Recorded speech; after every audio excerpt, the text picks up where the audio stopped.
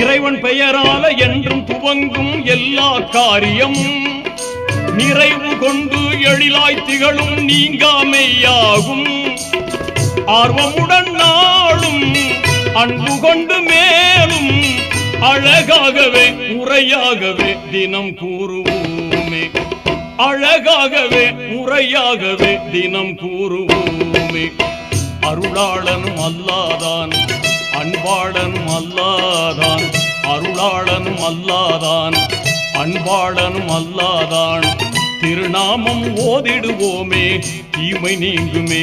புல்லா தீமை நீங்குமே. பிஸ்மில்லா என்று ஆரம்பம் செய்யுங்கள்.